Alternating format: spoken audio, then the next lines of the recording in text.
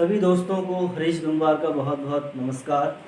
स्वागत करता हूं सभी का अपने चैनल एक्सीलेंस इंग्लिश क्लासेस में। और आज मैं कंटिन्यू कर रहा हूं सिंथेसिस ऑफ सेंटेंसेस, जिसको हम ट्रांसफॉर्मेशन भी बोलते हैं। अलग अलग बोर्ड्स में अलग अलग तरह से इसका नाम लिया जाता है, बट ट्रांसफॉर्मेशन और सिंथेसिस दोनों एक दूसरे से मिलती जुलती चीज़ें हैं। तो प्रीवियस डेज में मैंने 2 वीडियोज़ बनाई थी सिंपल सेंटेंसेस को कंबाइन करने की। 2 सिंपल सेंटेंसेस को ज्वाइन करके एक सिंपल सेंटेंस बनाना, और आज मैं बनाऊंगा सिंपल सेंटेंस को ज्वाइन करके कंपाउंड सेंटेंस को बनाना। तो ज्वाइनिंग 2 और मोर सिंपल सेंटेंसेस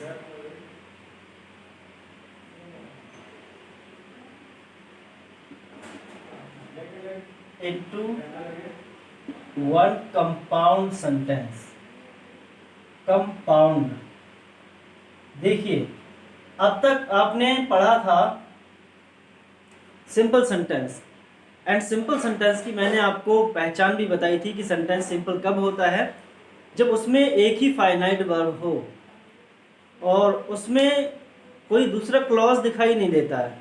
उसको पूरे सेंटेंस को एक ही सेंटेंस मान के चलते हैं, बट कंपाउंड सेंटेंस में 2 अलग अलग क्लॉजेज आपको दिखाई देते हैं, और दोनों क्लॉजेज कोऑर्डिनेटिंग क्लॉजेज होते हैं। Coordinating clauses. कंपाउंड सेंटेंस कब बनता है? जब कंपाउंड सेंटेंस में 2 ऐसे क्लॉजेज हों, 2 ऐसे सेंटेंसेस हों, छोटे छोटे सेंटेंसेस जिनकी रैंक इक्वल होती है, जिनका दोनों तरफ एक जैसा सेंटेंस होगा, दोनों का अपना अपना मीनिंग निकलेगा, दोनों तरफ एक कंप्लीट सेंटेंस बनेगा, बीच में सिर्फ एक कंजंक्शन से वो ज्वाइन होता है, और ऐसे कंजंक्शंस को हम बोलते हैं कोऑर्डिनेटिंग कंजंक्शंस।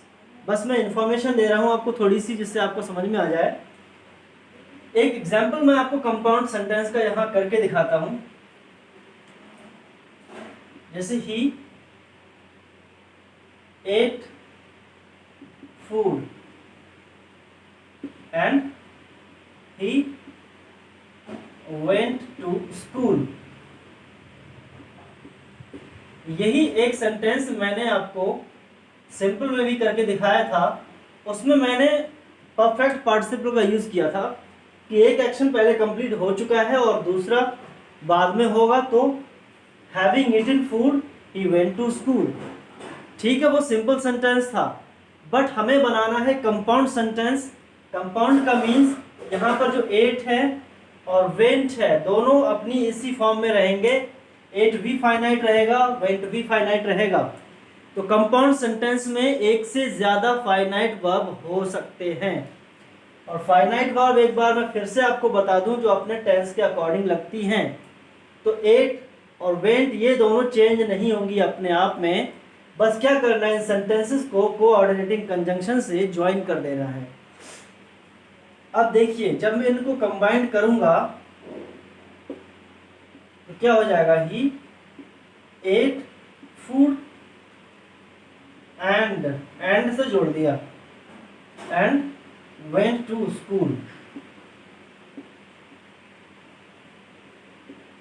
अब देखिए, उसने खाना खाया और स्कूल चला गया। यहां पर ही दूसरी जगह हम लगा भी सकते हैं, नहीं भी लगा सकते हैं, ऑप्शनल है। ठीक है, क्योंकि दोनों तरफ एक्शन करने वाला, दोनों तरफ काम करने वाला एक ही है, जैसे हम सिंपल सेंटेंसेस में करते थे। बट होता क्या है, 2 अलग अलग क्लॉजेज हैं। ही एट फूड, उसने खाना खाया, पूरा मीनिंग इसका कंप्लीट निकल के आ रहा है। ही एट फूड, उसने खाना खाया, क्लियर। फिर दूसरी तरफ he went to school, he went to school, वो स्कूल गया। दोनों सेंटेंसेस को अगर हम इंडिपेंडेंट कर दें, दोनों सेंटेंसेस को अगर हम अलग अलग कर दें, तो दोनों का मीनिंग अपना अपना निकल के आ रहा है, और यही पहचान होती है कोऑर्डिनेटिंग कंजंक्शंस की। और कोऑर्डिनेटिंग कंजंक्शंस को हमने ज्वाइन किया है, कोऑर्डिनेटिंग क्लॉजेस को हमने कोऑर्डिनेटिंग कंजंक्शन ज्वाइन किया है। एक बार समझ लीजिए, ये दोनों ये हैं कोऑर्डिनेटिंग क्लॉजेज, कोऑर्डिनेटिंग क्लॉजेज, ये दोनों। कोऑर्डिनेटिंग का मतलब, कोऑर्डिनेटिंग हम वहां लगाते हैं जहां पर इक्वल रैंक के लोग होते हैं, जैसे हम बोलते हैं को वर्कर, को टीचर, को स्टार, मतलब जहां पर एक जैसे लोग होते हैं, दोनों का रैंक बराबर होता है, तो वहां पर को वर्ड लग जाता है। कोऑर्डिनेटिंग मतलब दोनों की रैंक बराबर है, कोई एक दूसरे के ऊपर नहीं है, ना इधर वाले की वैल्यू कम है ना उधर वाले की वैल्यू कम है, दोनों की वैल्यू बराबर है, क्योंकि दोनों का अपना अपना मीनिंग निकल के आ रहा है। ऐसा नहीं है किसी और सेंटेंसेस में हम अगर इधर वाले सेंटेंस का मीनिंग निकाल रहे हैं तो इधर वाले पे डिपेंड करना पड़ेगा, तो वो होता है कॉम्प्लेक्स सेंटेंसेस में। बस ये समझ लीजिए, यहाँ पर एड ये भी फाइनाइट वर्ब में रहा, और यहाँ पर ये व्हेन ये भी फाइनाइट वर्ब में है, ठीक है, क्योंकि दोनों पास्ट इंडेफिनिट के अकॉर्डिंग लगे हुए हैं, और जब पास्ट इंडेफिनिट के अकॉर्डिंग लगे हुए हैं तो फाइनाइट वर्ब हैं, क्योंकि फाइनाइट वर्ब अपने टेंस के अकॉर्डिंग लगी हुई होती है। अगर टेंस के अकॉर्डिंग लगी हुई नहीं होगी तो फाइनाइट नहीं होगी, नॉन फाइनाइट होगी, और नॉन फाइनाइट किसी भी टेंस में जा सकती है, ठीक है। और फिर एंड से जोड़ा गया है, तो ये है कोऑर्डिनेटिंग कंजंक्शन, ये कंजंक्शन से ज्वाइन होता है, ठीक है। सिंपल सेंटेंसेस में हम क्या करते थे, हमने पार्टिसिपल्स का यूज किया, एब्सोल्यूट फ्रेज का यूज किया, एंड प्रीपोजिशंस का यूज किया सिंपल सेंटेंसेस बनाने के लिए। अब इस सेंटेंस को हम सिंपल भी बना सकते हैं और कंपाउंड भी बना सकते हैं। सिंपल कैसे बनता, having eaten food, he went to school, clear. Compound कैसे बनेगा, हमें कंजंक्शन से जोड़ना है सेंटेंसेस को। तो कोऑर्डिनेटिंग कंजंक्शंस कई टाइप के हैं, तो मैं वन बाय वन उन टाइप्स को यहाँ पर लिख रहा हूँ और सेंटेंसेस को यहाँ पर कंबाइन करके दिखाऊंगा।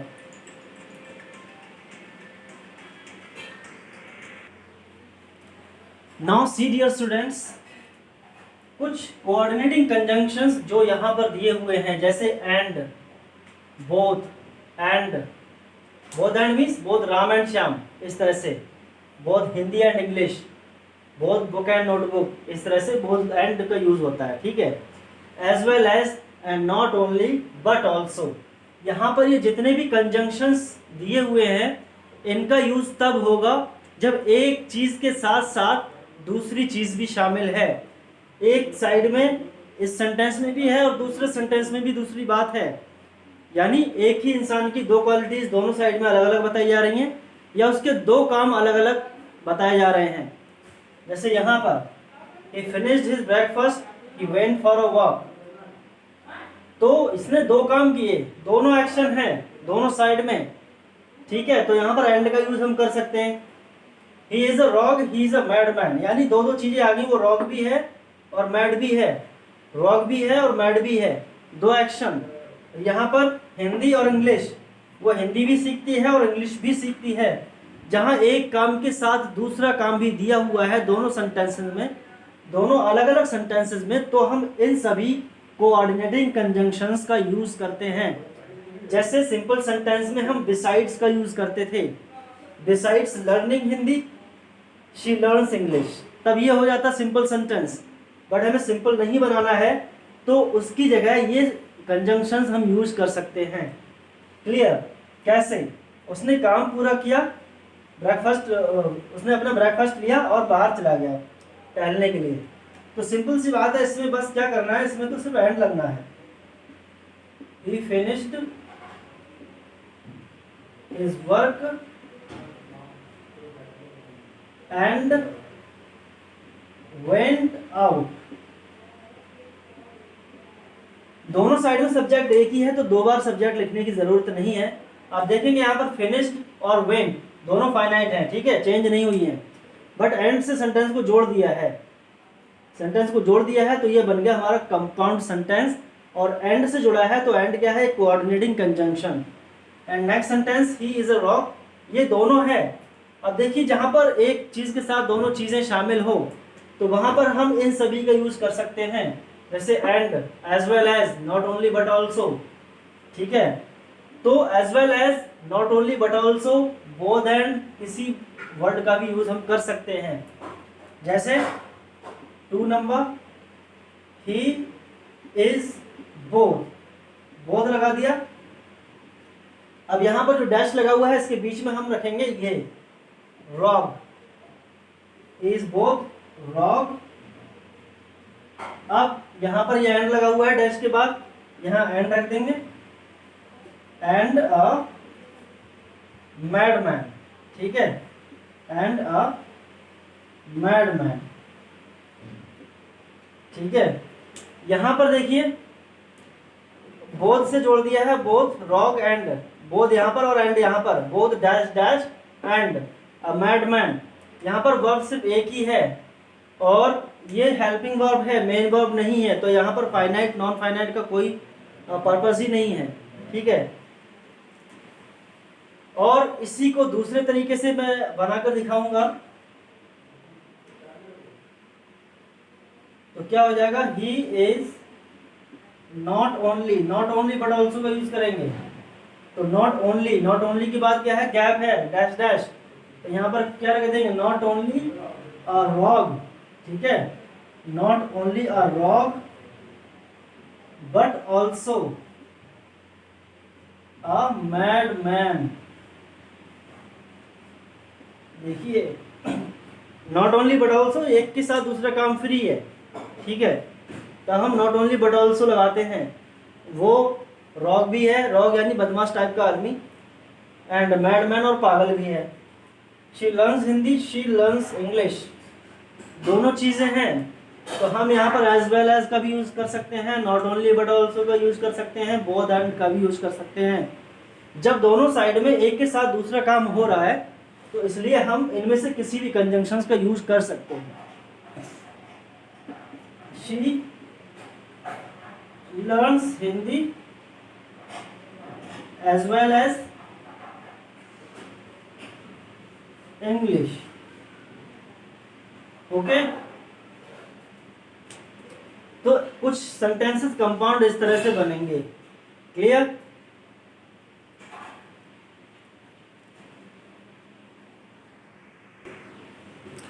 Now see students, there are some more coordinating conjunctions. अब देखिए ये वाले conjunctions कौन से हैं, coordinating conjunctions ही हैं लेकिन पहले वाले से डिफरेंट हैं। यहाँ पर है और, नॉर, अदरवाइज, ईदर और, नीदर नॉर। और ये वाली चीज़ें मैंने एक वीडियो में बता रखी हैं कि हम कब यूज़ कर सकते हैं, जब दोनों में से कोई एक ऑप्शन हो। दोनों में से जब कोई एक ऑप्शन दिया जाए कि ये दो काम है, दोनों में से एक एक्शन, या दो लोग हैं, दोनों में से एक ऑप्शन, तो हम ईदर और, नीदर नॉर, इन सारी चीज़ों को यूज़ कर सकते हैं। अदरवाइज का यूज़ कर सकते हैं, और का यूज़ कर सकते हैं। तो यहाँ पर अदरवाइज और का एक ही मीनिंग रहेगा, और इसके अलावा एक वर्ड और होता है एल्स, एल्स भी, एल्स, अदरवाइज और, ये तीनों चीज़ें सेम मीनिंग के लिए यूज़ कर सकते हैं, नहीं तो के सेंस में, ठीक है। हम क्या कहेंगे, कठिन मेहनत करो नहीं तो फेल हो जाओगे, तो हम क्या करेंगे, work hard else you will fail, और you will fail otherwise you will fail, ठीक है। तो यहाँ पर इस सेंटेंस को एग्जाम्पल के थ्रू देखेंगे, make haste you will be late.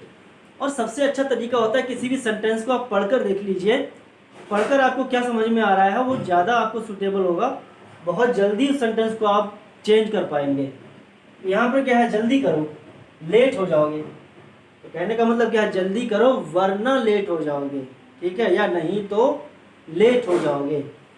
तो ऐसे सेंस में हम अदरवाइज और या एल्स कोई एक वर्ड यूज कर सकते हैं। इसको जब कंबाइन करेंगे तो क्या हो जाएगा, मेक हेस्ट, हेस्ट का मतलब जल्दी करना, और चाहे यहाँ पर अदरवाइज रख दीजिए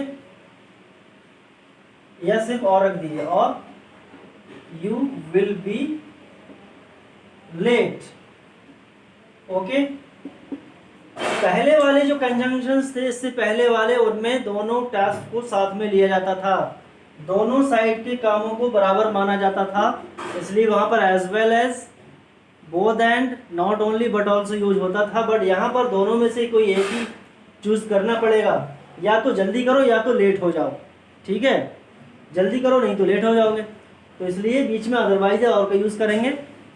next sentence, I do not play football, I do not play cricket. यानी ना तो फुटबॉल खेलते हैं और ना ही क्रिकेट खेलते हैं। तो क्या करेंगे, तो इसके लिए जब दोनों साइड में नॉट वर्ड हो, दोनों ही साइड में इधर भी और इधर भी दोनों सेंटेंसेस में नॉट है, तो सिंपल सी बात है, पकड़ लीजिए आप नीदर नॉर को। ठीक है, तो आप नीदर नॉर को पकड़ लेंगे तो क्या करेंगे, I neither play football neither play cricket. ठीक है, ना तो फुटबॉल खेलते हैं ना ही क्रिकेट खेलते हैं।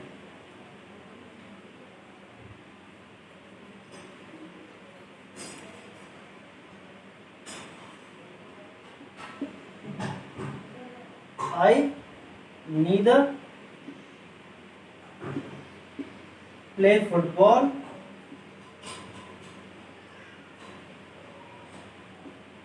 nor cricket, इतना भी लिख सकते हैं।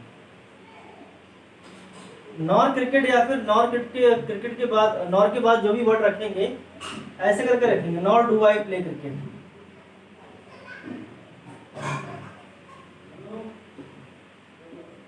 तो यहाँ पर आ गया नीदर और यहाँ आ गया नॉर। ना तो क्रिकेट खेलते हैं और ना ही फुटबॉल खेलते हैं। जब दोनों तरह इस तरह का सेंटेंस दिया हो तो नीदर नॉर का यूज करेंगे। I neither play football nor play cricket, इतना भी हो सकता है। Neither play football nor cricket, इतना भी हो सकता है। Neither play football nor do I play cricket. लेकिन हमने नॉर डू आई प्ले क्यों रखा है, क्योंकि प्ले और यहाँ भी प्ले, दोनों जगह प्ले है, दोनों जगह फाइनाइट वर्ब है, इसलिए। Next sentence, Veena can do it, Neetu can do it. अब देखिए दोनों में से कोई भी एक कर सकता है। जब दोनों कर सकते हैं तो हम यूज करेंगे ईदर और। दोनों में से कोई एक कर पाएगा तो क्या करेंगे, ईदर से सेंटेंस स्टार्ट होगा। ईदर वीना और नीतू, इस तरह से कैन डू इट। सेंटेंस बन गया, या तो वीना या नीतू। नीदर नॉर का मतलब होता है या तो वीना या तो नीतू, और नीदर नॉर में क्या था, ना तो क्रिकेट और ना ही football. Mend your ways you will suffer. Mend your ways का मतलब क्या है, अपनी आदतें सुधार लो वरना तुम्हें नुकसान उठाना पड़ेगा। तो वरना जब इसमें आ गया तो क्या करेंगे, अदरवाइज का यूज कर देंगे। मेंड your veg otherwise you will suffer।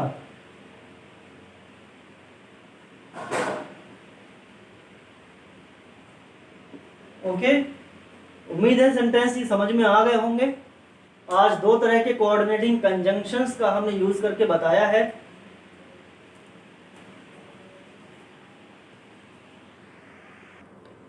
तो स्टूडेंट्स आज के लिए इतना ही है, बट आपके लिए एक एक्सरसाइज है बिल्कुल ऐसे सेंटेंसेस की जैसे मैंने बिल्कुल अभी अभी सॉल्व करवाए हैं, दो तरह के कोऑर्डिनेटिंग कंजंक्शंस का यूज करके।